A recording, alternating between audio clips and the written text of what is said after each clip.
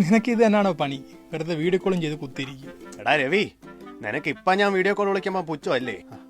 നിനക്ക് ഓർമ്മയുണ്ടാ പണ്ട് നീ നോക്കിയരെ ഫോൺ വാങ്ങിച്ചപ്പം രാവും പകലും ഇല്ലാതെ അല്ലടാ എൻ്റെ ലാൻഡിലോട്ട് നീ വിളിച്ചോണ്ടിരുന്നത്? അതിന്റെ പേരിൽ എൻ്റെ സുധയിലെന്ന് എത്ര വഴക്കാ നീ കേട്ടിട്ടുള്ളേ? ഇപ്പം എൻ്റെ സുധയില്ലാത്തേ കൊണ്ട് എനിക്ക് മിണ്ടിയും പറഞ്ഞു ഇരിക്കാൻ ആരും ഇല്ലാത്തേ കൊണ്ടാ എൻ്റെ കൂട്ടുകാരനാ ഞാൻ വിളിക്കുന്നത്.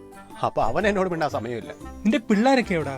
അച്ഛന് വയ്യാന്നും പറഞ്ഞ് എൻ്റെ പുത്രനാണെങ്കിൽ എന്നെ അനങ്ങാൻ പോലും സമ്മതിക്കുന്നില്ല. ഇന്നലെ എൻ്റെ കൊച്ചുമാനെ പന്ത് കളിക്കാൻ വിളിച്ചപ്പോൾ അവൻ പറയുമോ അവന് പബ്ജി കളിക്കണോന്ന്.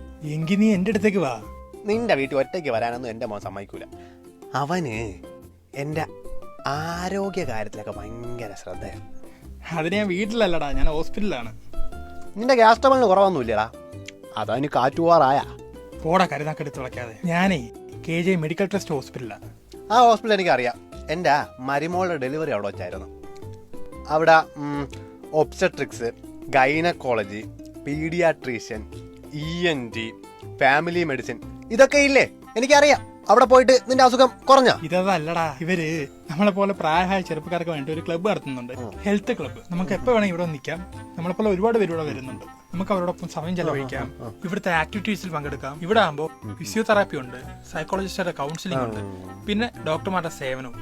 നമുക്കത് പോരളിയാ. Sky by KJ hospital. ആരോഗ്യകരമായ സമയം ആസ്വദിച്ച് ചിലവഴിക്കാൻ ഒരിടം.